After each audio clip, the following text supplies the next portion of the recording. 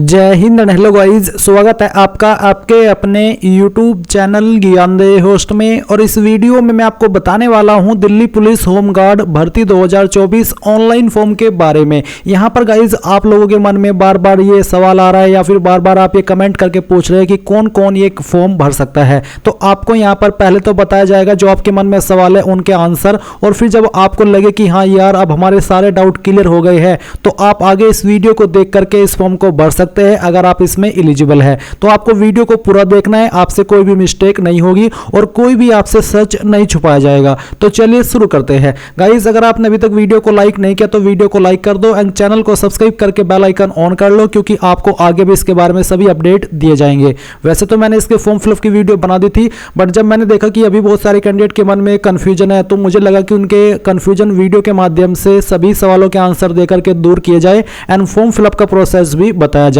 तो ये आपका ऑफिशियल नोटिफिकेशन है। इसमें सबसे पहले सवाल तो यही आता है कि कौन कौन इस फॉर्म को भर सकता है। तो अगर अभी तक आपको नहीं पता या फिर आपको पता है और फिर भी आप ये सुनना चाहते हैं कि कहीं ना कहीं से कोई ना कोई आपको ये कह दे कि इसमें ऑल इंडिया से कैंडिडेट अप्लाई कर सकते हैं, तो ऐसा नहीं होने वाला है।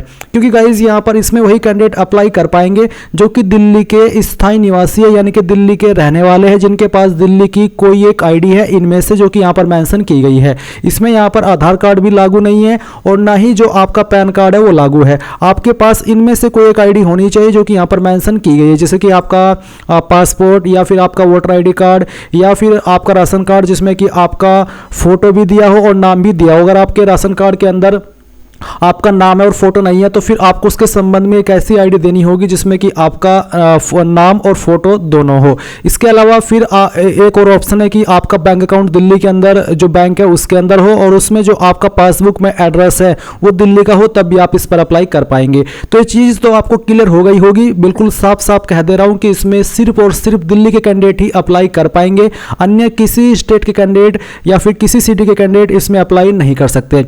एंड यहाँ पर गाइज बात करते हैं कि ये वैकेंसी परमानेंट है या फिर नहीं है, तो मैं आपको यहाँ पर ऑफिशियल नोटिफिकेशन से ही दिखाता हूँ। आपको बोला है कि online applications are invited for enrolment for 10,285 home guard volunteer for a term of 3 year.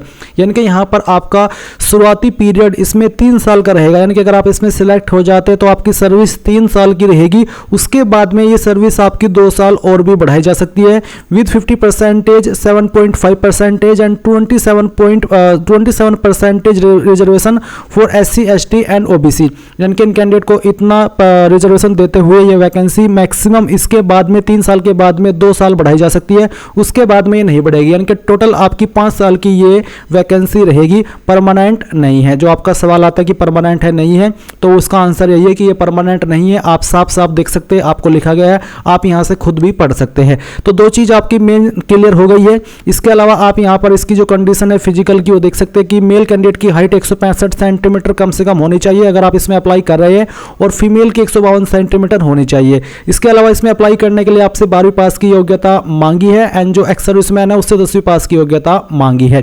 तो ये सब चीज़ आपको क्लियर हो गई होगी। अभी हम यहाँ पर बात करते हैं आपके अप्लाई प्रोसेस के बारे में कि आपको अप्लाई कैसे करना है। अगर आप यहाँ पर इसमें इंटरेस्टेड है अप्लाई करने के लिए तो गाइज आपको जान लेना है कि कैसे आप इस फॉर्म को भरेंगे। तो वीडियो के डिस्क्रिप्शन में मैंने आपको हमारी वेबसाइट का लिंक दिया है। ये लिंक आप जैसे ही ओपन करेंगे तो ये सभी जानकारी चेक करने के बाद में आप इंपोर्टेंट लिंक के सेक्शन में आकर के अप्लाई ऑनलाइन लिंक ओपन करेंगे, आपके सामने वेबसाइट आ जाएगी जहां से आपको अप्लाई करना है। अब यहां पर आने के बाद में आपको अप्लाई ऑनलाइन इसके ऊपर क्लिक करना है। इसके ऊपर क्लिक करने के बाद आपके सामने यहां पर कुछ ऐसा इंटरफेस आएगा जैसे कि आप यहां पर वीडियो में देख सकते हैं। तो सबसे पहले आपको यहां पर आपका नाम 10th के सर्टिफिकेट के अकॉर्डिंग एंटर करना है। पूरा नाम आप यहां पर एंटर कर दीजिएगा। इसके बाद गाइज आप आपकी जो भी ईमेल आईडी है वो आप यहां पर एंटर करेंगे। ईमेल आईडी आपकी बिल्कुल सही होनी चाहिए। इसके बाद में आप यहां पर आपके फादर का नेम एंटर करेंगे। अगर आपकी शादी हो चुकी है तो आपको यहां पर आपके पति का नाम एंटर करना है।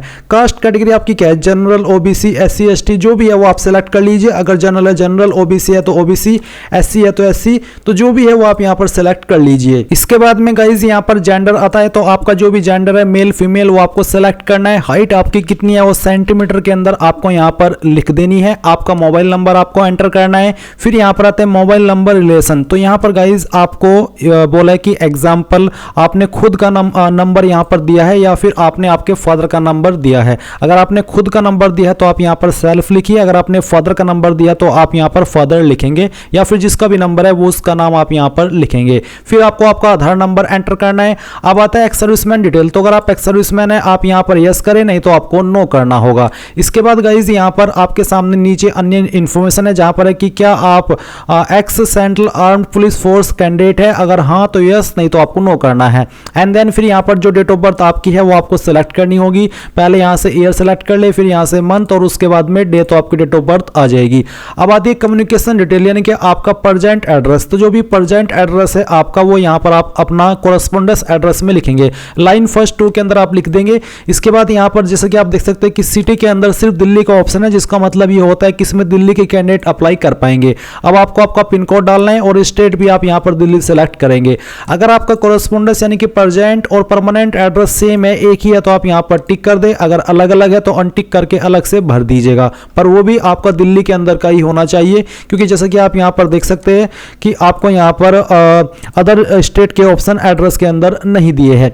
अब आता है name of proof of residence. तो आप यहाँ पर ये जो आईडी मेंशन की गई है इनमें से किसी एक आईडी का इस्तेमाल करके अपने आप को प्रूफ कर सकते हैं कि मैं हाँ दिल्ली का रेसिडेंस हूँ। तो आप कौन सी आईडी दे रहे हैं, passport, voter ID card, ration card, driving licence, तो जो भी आईडी आप दे रहे हैं वही आपको यहाँ पर टिक करनी है। एंड उसको टिक करने के बाद में आप यहाँ पर देखेंगे एंटर, जो भी आईडी आपने यहाँ पर टिक की है उसका नंबर फिर आपको यहाँ पर एंटर करना है।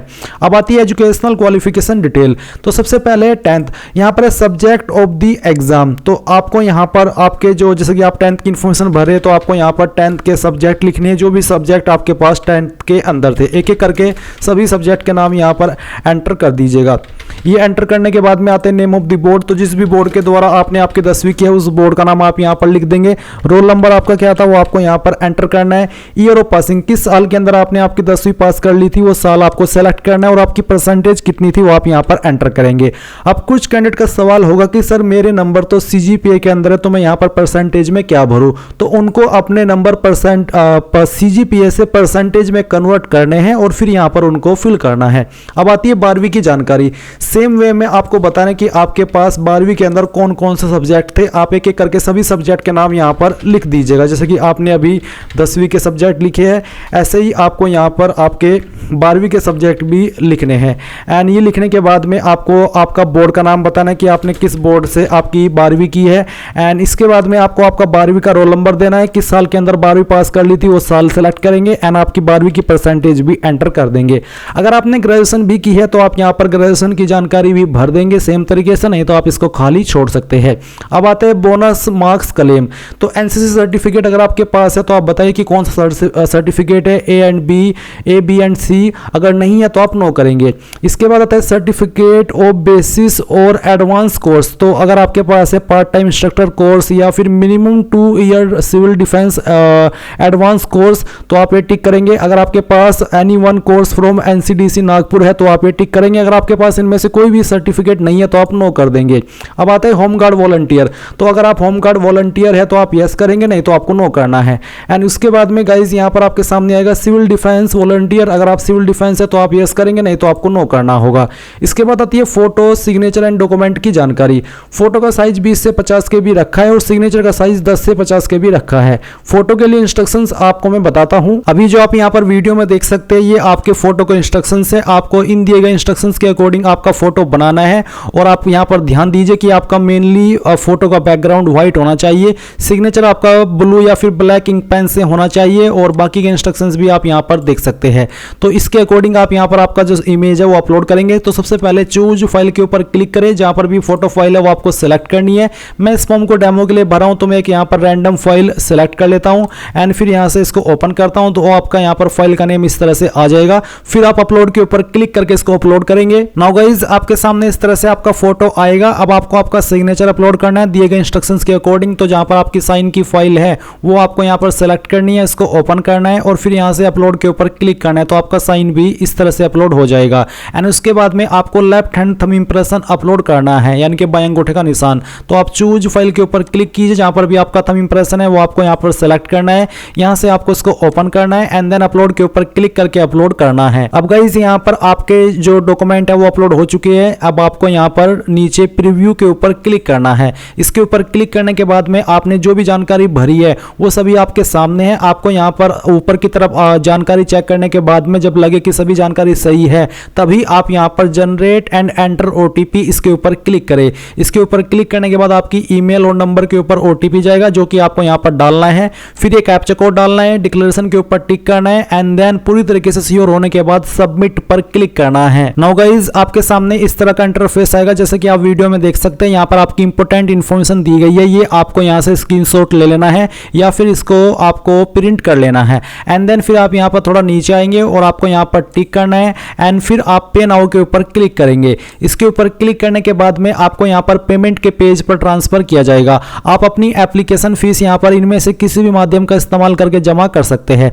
तो आप यहां से अपनी एप्लीकेशन फीस जमा कीजिए। तो यहां पर गाइस जैसे ही आप अपनी एप्लीकेशन फीस जमा कर देंगे तो आपका फॉर्म यहां पर फाइनल सबमिट माना जाएगा। एंड यहां पर आप देख भी सकते हैं, मैं आपको थोड़ा सा बताता हूं। जैसे कि आप यहां पर आपका जो स्टेप 2 है फीस जमा करने का, इसको कंप्लीट कर लेंगे तो फिर बोला है कि एक उम्मीदवार केवल एक आवेदन पत्र भर सकता है। एंड जैसे ही आप यहां पर फीस जमा करेंगे तो आपको बोला है कि फॉर्म सफलतापूर्वक सबमिट होने पर आपको एक 7 अंकीय पंजीकरण संख्या प्राप्त होगी। इस संख्या को ध्यान में रखकर आप सभी आगामी प्रक्रियाओं में इसका उपयोग कर सकते हैं। यानी कि जैसे ही फीस जमा करेंगे उसके बाद में आपका फॉर्म फाइनल सबमिट होने पर आपको एक 7 अंकों की पंजीकरण संख्या मिलेगी, वो आपको अपने पास रखनी है। उसी के इस्तेमाल से आप आगे का जो भी प्रोसेस रहेगा, यानी कि आपका जो इसमें टेस्ट होगा या फिर जो एडमिट कार्ड आएगा उसके लिए आपको बताया जाएगा। तो गाइज इस तरह से आप ये जो आपका फॉर्म है वो भर पाएंगे। आई होप आपको जानकारी पसंद आई होगी। अगर आपका कोई सवाल कोई डाउट रह गया है तो आप कमेंट के माध्यम से पूछ लीजिएगा।